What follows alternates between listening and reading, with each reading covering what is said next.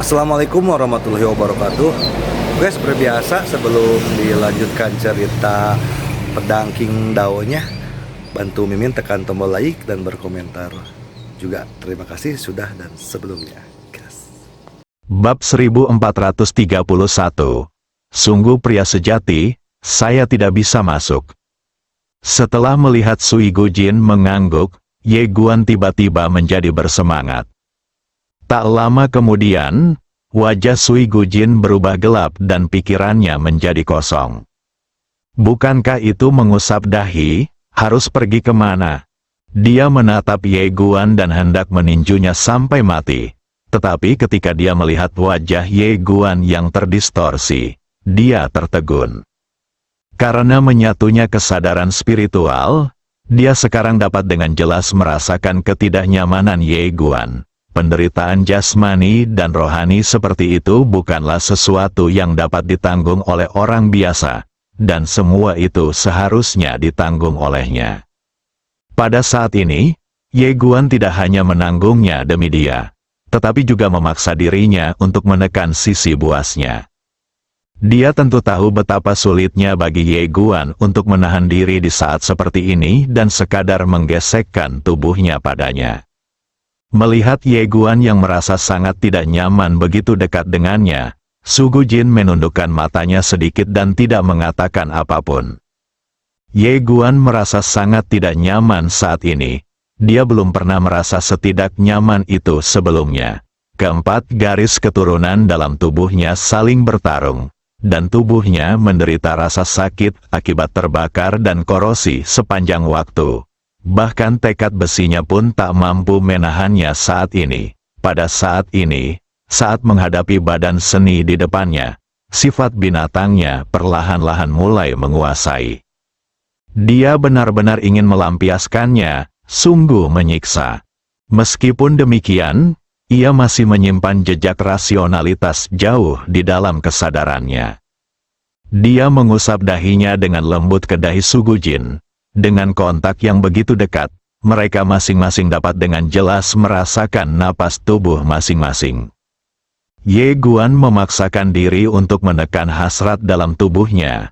Dia hanya bisa mengusap lembut dahi dan hidung Su Gujin. Selama waktu ini, bibir mereka saling bersentuhan beberapa kali, tetapi mereka bergerak sedikit ke arah yang berbeda dan terpisah segera setelah mereka bersentuhan.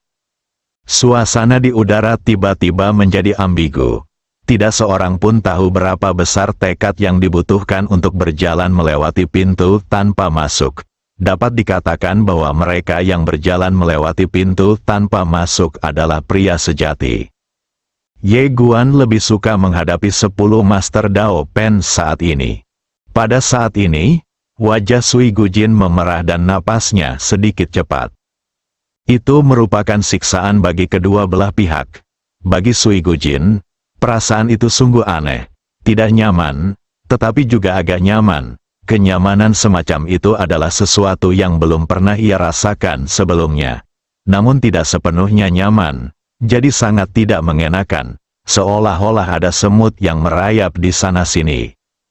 Keduanya tahu bagaimana menjadi lebih nyaman, tetapi keduanya mempertahankan sedikit rasionalitas. Melihat bahwa Sui Gujin tidak keberatan, Ye Guan secara bertahap menjadi lebih percaya diri dan berani. Jadi, melanjutkan, dengan cara ini, setelah waktu yang tidak diketahui, 3 garis keturunan dalam tubuh Ye Guan akhirnya menekan garis keturunan misterius itu.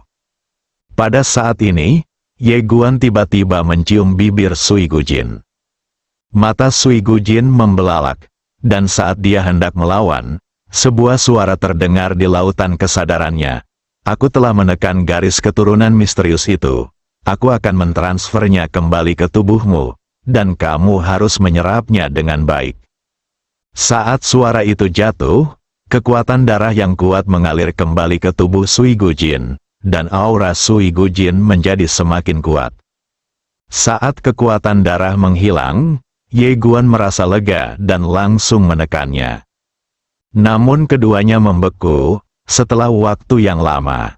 Sui Gujin menatapnya, apakah dia masuk, Ye Guandao, hanya sedikit. Sui Gujin menghela napas lega, hanya sedikit, jadi tidak dihitung. Ye Guan, setelah waktu yang lama, keduanya mengenakan pakaian mereka. Ye Guan duduk di samping. Walau kondisinya sudah jauh lebih baik, dia masih terlihat lelah. Sui Gujin duduk tidak jauh di seberangnya, dengan ekspresi acuh tak acuh di wajahnya. Tak seorang pun dari mereka berbicara. Setelah beberapa lama, Sui Gujin berkata, tidak ada yang terjadi hari ini. Ye Guan tidak mengatakan apapun. Sui Gujin menatapnya, kau mendengarnya. Ye Guan masih tidak mengatakan apapun. Sui Gujin sedikit marah, dan Ye Guan berkata saat ini, Nona Sui, ayo pergi. Setelah berkata demikian, dia berdiri dan berjalan keluar. Sui Gujin menatapnya sejenak, lalu berdiri dan mengikutinya. Setelah keluar dari kuil perunggu, Ye Guan menatap langit dan menarik napas dalam-dalam. Apa yang baru saja terjadi sungguh seperti mimpi. Ye Guan berkata, Nona Sui, darah macam apa itu? Ketika Sui Gujin mendengar Ye Guan berbicara tentang darah, ekspresinya tiba-tiba menjadi sedikit tidak wajar. Dia menoleh dan tidak mengatakan apapun.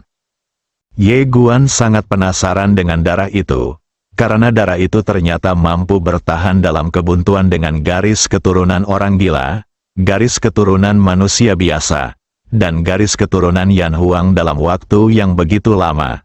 Terlebih lagi, itu hanya setetes darah. Jika ada lebih banyak lagi, seberapa mengerikankah hal itu? Tanpa mendengar jawaban Sui Gujin, dia menoleh menatap Sui Gujin, yang berkata tanpa ekspresi, aku tidak tahu.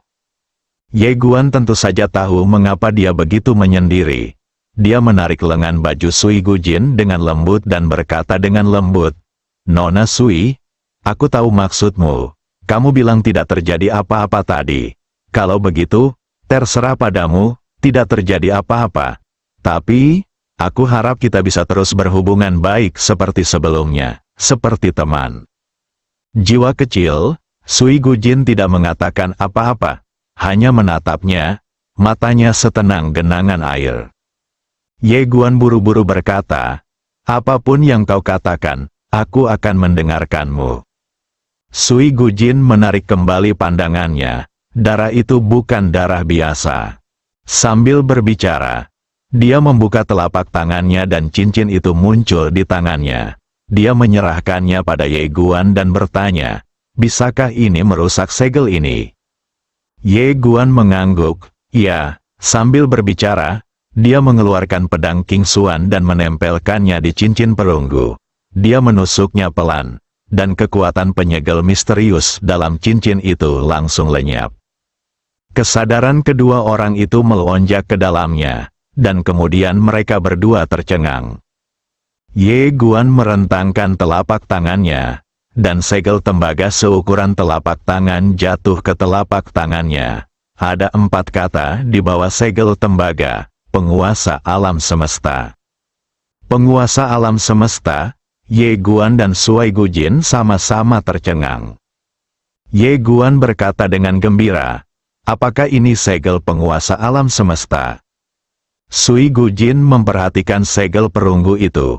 Dari luar, tidak ada yang istimewa, dan tidak ada fluktuasi energi. Sui Gujin berkata, biarkan aku melihatnya. Ye Guan menyerahkan segel itu padanya, tanpa ragu-ragu. Dia melirik ke arah Ye Guan ketika dia mengambil segel itu, dan kemudian melihat lagi dengan saksama segel perunggu di tangannya. Kesadaran spiritualnya tercurah ke dalamnya, namun lenyap tanpa suara bagaikan jarum yang jatuh ke laut. Ada sedikit ekspresi terkejut dan bingung di matanya. Ye Guan berkata, sayang sekali aku tidak bertanya kepada pria misterius itu tadi. Tidak, itu tidak benar. Aku ingat dia mengatakan bahwa dia adalah penjaga segel, yang berarti dia menjaga segel ini. Sui Gujin menatapnya, lalu mengapa dia langsung pergi? Ye Guan memikirkannya, lalu berkata, Mungkinkah dia lupa bahwa ada segel dan setetes darah khusus di kuil perunggu ini? Sui Gujin terdiam. Karena itu sepenuhnya mungkin. Orang itu tampak agak tidak normal, dan ingatannya juga tidak lengkap.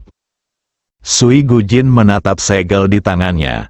Setelah terdiam beberapa saat, dia menatap Ye Guan dan berkata, "Bisakah kamu memberiku segel ini?" Ye Guan tersenyum dan berkata, "Baiklah." Sui Gujin menatapnya, "Maksudku, berikan padaku." Ye Guan mengangguk, "Sudah kubilang tidak masalah." Sui Gujin menatapnya tanpa berkata apa-apa. Ye Guan akhirnya mengerti apa maksudnya dan berkata sambil tersenyum, "Nona Sui, masih belum pasti apakah itu adalah segel penguasa alam semesta. Kalaupun itu benar, jika Anda menginginkannya, ambil saja." Sui Gujin bertanya, "Mengapa?" Ye Guan berkata tanpa sadar, "Di hatiku, kamu jauh lebih berharga daripada benda ini." Setelah berkata demikian, dia tiba-tiba merasa ada yang tidak pantas dan menoleh ke arah Sui Gujin. Ekspresi wajahnya masih kosong dan tidak mungkin diketahui apakah dia senang atau marah. Sui Gujin melihat segel itu dan berkata, "Terima kasih." Melihat dia tidak marah, Ye Guan tersenyum dan berkata, "Sama-sama." Seolah teringat sesuatu, Ye Guan mengeluarkan keempat api itu lagi. Keempat api itu kini berhasil ditundukkan sepenuhnya oleh Guru Ta. Ye Guan menatap keempat api itu dengan rasa ingin tahu. Api ini agak istimewa. Jika tower tidak diubah dan ditingkatkan, ia tidak akan mampu melawan keempat api ini. Sui Gujin menatap keempat api itu dan berkata, "Ini pasti hasil peradaban nenek moyang kita." Ye Guan melihat sekeliling dan bertanya, "Apakah ini bekas peradaban leluhur?" Sui Gujin melihat sekeliling dan berkata, "Konon, peradaban leluhur memiliki satu kuil utama yang sama. Kuil utama yang sama itu sebesar ladang bintang, tak terbatas. Tetapi tidak ada kuil utama yang sama di sini." Ye Guan Dao, "Tapi itu juga harus terkait dengan peradaban leluhur." Setelah mengatakan ini, keduanya tiba-tiba saling memandang. Keduanya selaras dan memikirkan hal yang sama. Ye Guan berkata dengan suara yang dalam, "Alasan mengapa orang itu pergi terburu-buru kemungkinan besar adalah untuk pergi ke peradaban leluhur yang sebenarnya." Sambil berbicara, dia menatap ke langit dan menyebarkan indera spiritualnya secara langsung. Tetapi dia sama sekali tidak dapat menangkap napas orang sebelumnya. Wajah Ye Guan menjadi gelap. Sui Gujin berkata, "Jangan khawatir, kemunculan peradaban leluhur pasti akan menggemparkan seluruh alam semesta. Umatku telah menyebar seperti jaring. Selama ada berita, kami akan mengetahuinya terlebih dahulu." Ye Guan mengangguk. "Oke." Sui Gujin berkata, "Ayo pergi." Ye Guan tiba-tiba berkata, "Tunggu." Sambil berbicara dia berbalik dan memandang istana perunggu kuno. Dengan lambaian lengan bajunya, dia langsung meletakkan istana perunggu kuno itu ke dalam menara kecil. Ye Guan tersenyum dan berkata, "Bahan istana tembaga ini sangat istimewa. Jika bisa diubah menjadi baju besi atau semacamnya, pasti akan sangat kuat. Atau aku bisa menjualnya untuk mendapatkan uang. Kau tahu, aku kekurangan uang." Sui Gujin mengangguk, lalu dia mengeluarkan cincin penyimpanan dan menyerahkannya kepada Ye Guan. Ye Guan sedikit terkejut. "Apa ini?" Sui Gujin berkata, "Ada lebih dari 3.000 pembuluh darah abadi tingkat atas di dalam." Ye Guan tertegun sejenak, lalu berkata dengan gembira, "Terima kasih, terima kasih." Ketika Sui Gujin melihat tatapannya yang membara, dia segera menarik kembali tatapannya dan berkata dengan dingin, "Jangan terlalu banyak berpikir. Aku hanya ingin mengucapkan terima kasih atas segel wakil pemimpin yang kau berikan padaku."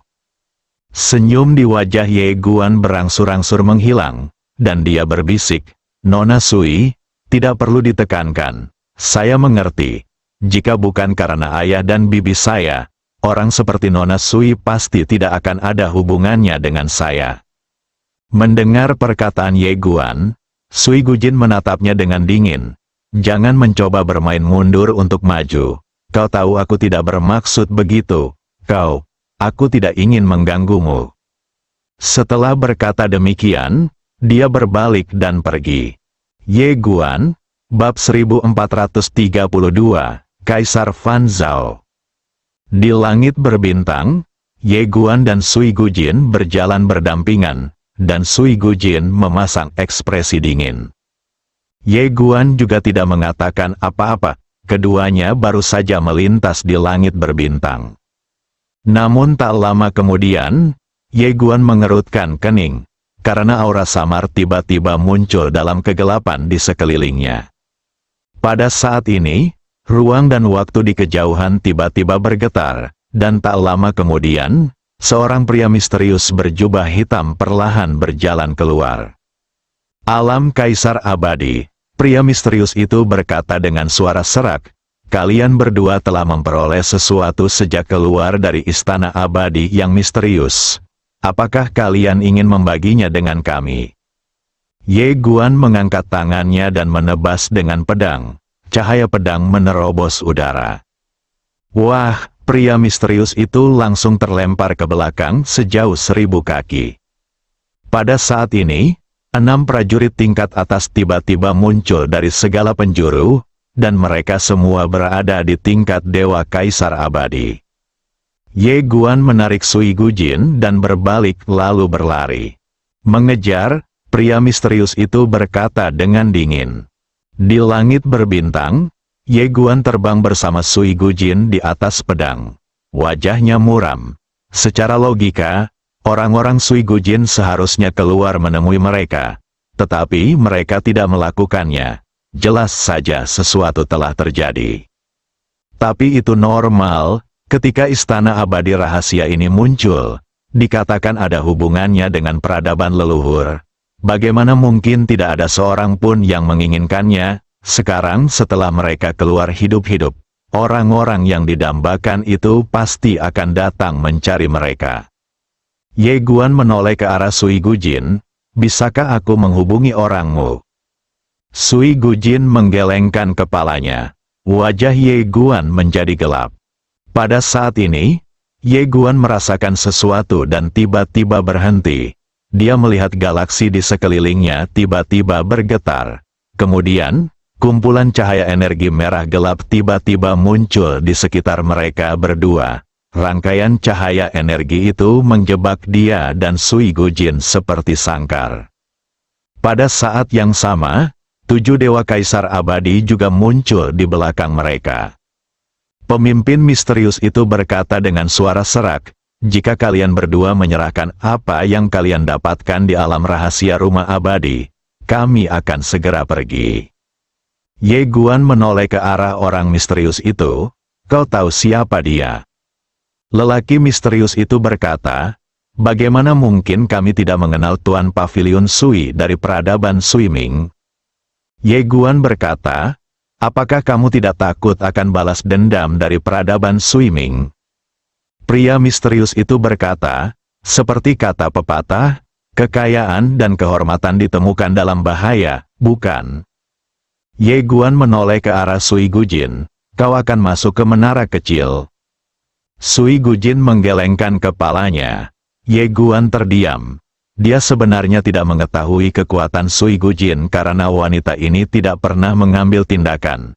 Tetapi yang pasti kekuatannya tidak terlalu kuat. Sui Gujin melihat sekelilingnya dan berkata, "Ada lebih dari sekadar orang-orang ini." Ye Guan mengangguk. Sui Gujin berkata, "Kita harus kembali ke tanah asal kita." Tak seorang pun dapat menahan godaan harta karun peradaban leluhur. Sekalipun mereka tahu bahwa Sui Gujin berasal dari peradaban Sui Ming, banyak orang tetap mengambil risiko. Tentu saja, jika Sui Gujin berada di tanah lama, orang-orang ini pasti tidak akan berani melakukannya. Tetapi masalahnya adalah dia sekarang jauh dari tanah lama. Ye Guandao, Seberapa kuat kamu? Sui Gujin berkata, tidak buruk. Ye Guan menoleh menatapnya, apakah kamu baik-baik saja? Sui Gujin berkata, iya. Ye Guan memikirkannya, lalu berkata, ayo lari. Mulailah. Pada saat ini, pria misterius di kejauhan tiba-tiba berbicara. Formasi itu diaktifkan, dan kekuatan yang mengerikan langsung menyerbu ke arah Ye Guan dan Sui Gujin. Pada saat yang sama, 7 dewa kaisar abadi menyerbu ke arah keduanya bagaikan guntur. Ye Guan tiba-tiba melingkarkan tangan kirinya di pinggang Sui Gujin. Dengan pikirannya, pedang King Xuan langsung melakukan perjalanan melalui ruang dan waktu, dan keduanya menghilang di tempat. Semua orang di lapangan tidak membawa apapun. Di lapangan, pria misterius itu ingin melakukan perjalanan melintasi ruang dan waktu untuk mengejar mereka. Tetapi dia menemukan bahwa Ye Guan dan Sui Gujin telah meninggalkan medan bintang kreatif ini. Pria misterius itu sangatlah populer. Pada saat ini, seorang pria tiba-tiba muncul di tempat kejadian. Dia mengenakan jubah indah dan topeng perunggu di wajahnya. Melihat lelaki itu, orang-orang misterius itu buru-buru membungkuk hormat, Tuan. Pria itu tersenyum dan berkata, saya sudah memperingatkan Anda bahwa pedang Tuan Ye tidak sederhana. Formasi ruang waktu Anda sama sekali tidak dapat menghalanginya. Lelaki misterius itu berkata dengan suara berat, Tuan, pedang macam apa itu? Pria bertopeng itu tersenyum dan berkata, pedang yang dibuat oleh Sukun Tianming. Pria misterius itu sedikit bingung. Pria bertopeng itu berkata, wajar saja kalau kamu tidak mengenalnya. Dia adalah seorang penyihir 3 buku yang tak terkalahkan. Sambil berkata demikian, dia tersenyum dan berkata, jangan bicarakan ini lagi, ayo pergi. Setelah mengatakan ini, dia berbalik dan menghilang ke dalam galaksi.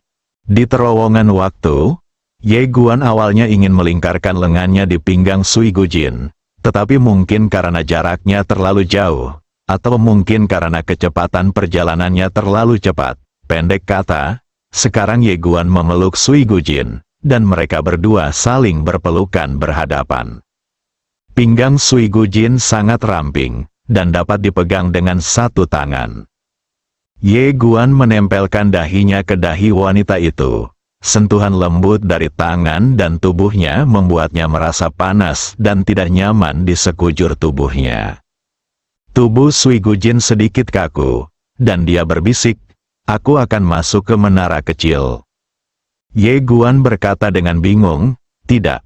Sui Gujin mendongak ke arahnya, dan Ye Guan menyadari ada yang salah dengan perkataannya, dan dengan cepat berkata, kami akan segera sampai. Sui Gujin berhenti berbicara. Dia memiringkan kepalanya sedikit ke samping dan meletakkan dagunya di bahu Ye Guan. Tangan Ye Guan cukup jujur.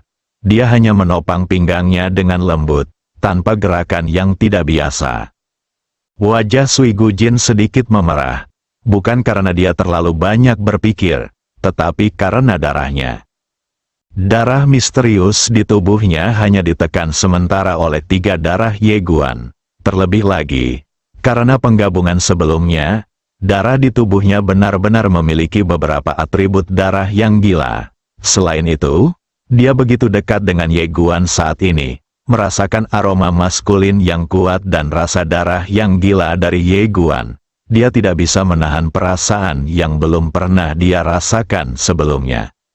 Kalau mau diutarakan dengan cara yang rumit, perasaan itu adalah seolah-olah jiwa sudah tidak ada lagi di dalam tubuh.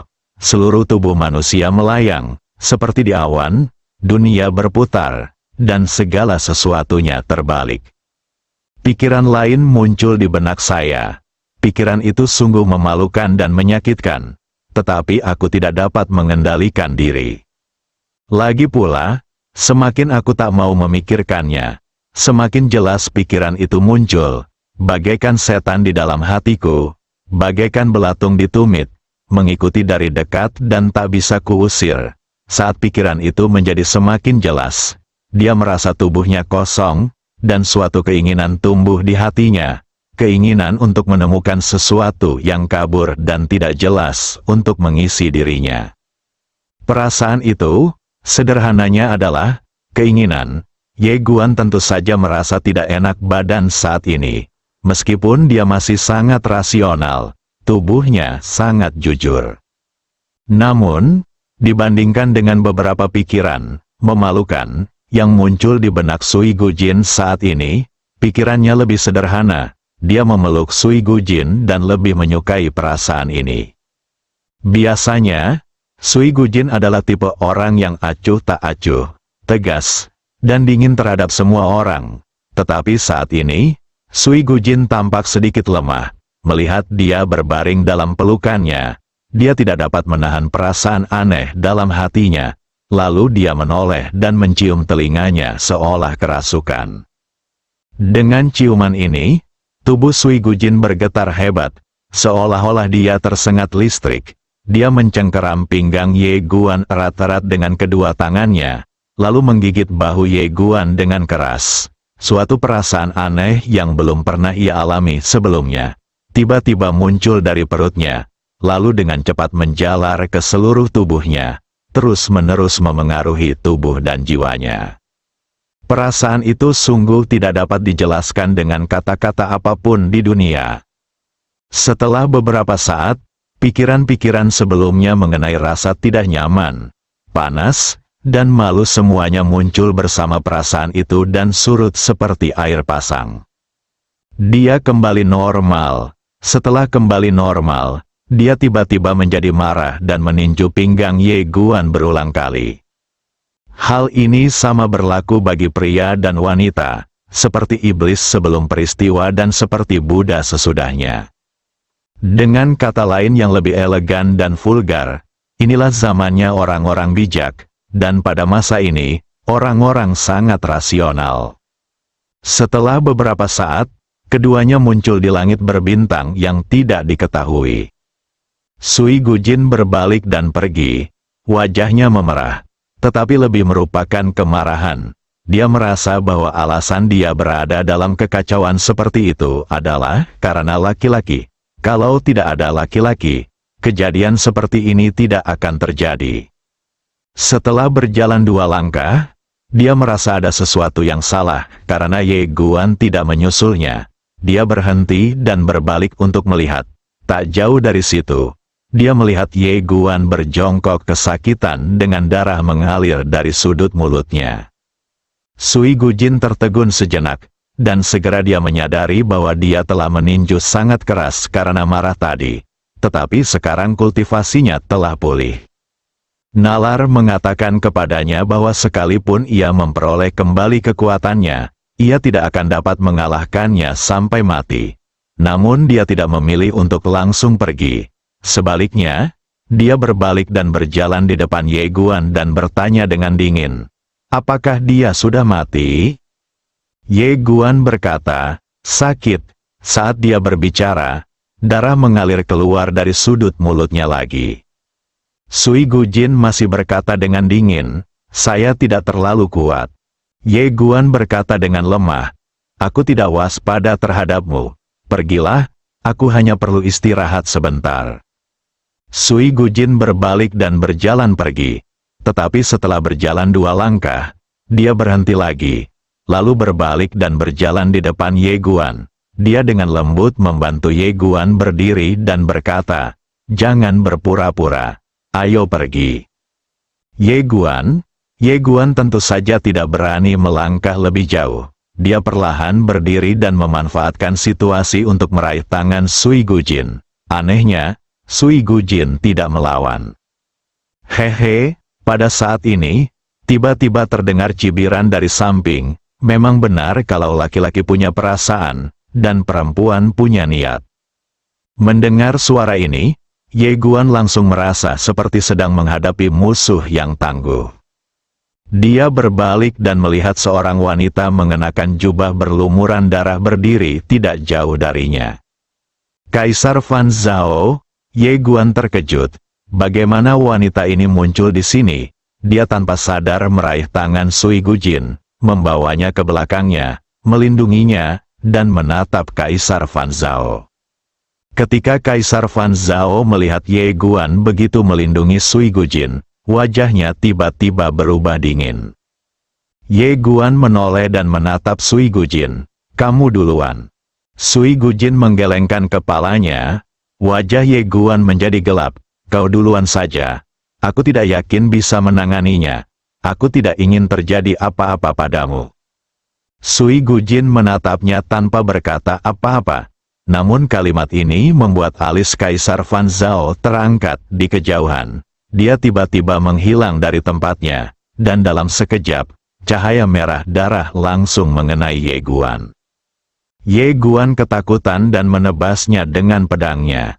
Ledakan, saat seberkas cahaya pedang hancur, Ye Guan langsung terpental puluhan ribu kaki.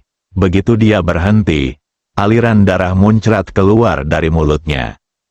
"Kali ini aku tidak berpura-pura." Bukan hanya itu saja, di sekujur tubuhnya juga banyak terdapat retakan.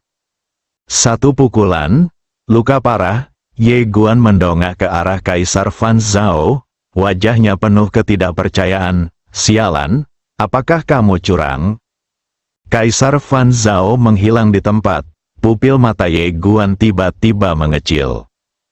Wah, dia terbang dengan berat lagi, benar-benar ditekan. Ye Guan benar-benar bingung, bagaimana wanita ini meningkatkan kekuatannya begitu cepat. Oh sial! Lebih cepat dari dia, siapa yang memberinya cheat? Melihat Kaisar Fan Zhao hendak menyerang, Ye Guan buru-buru berkata, "Kaisar Fan Zhao, jika kau menyerang lagi, aku akan memanggilmu bibi." Kamu berteriak. Kaisar Fan Zhao menatapnya dan berkata, "Cepatlah dan berteriak." Ekspresi Ye Guan membeku dan seluruh tubuhnya mati rasa. Oh sial! Apakah wanita ini begitu sombong? Bersambung.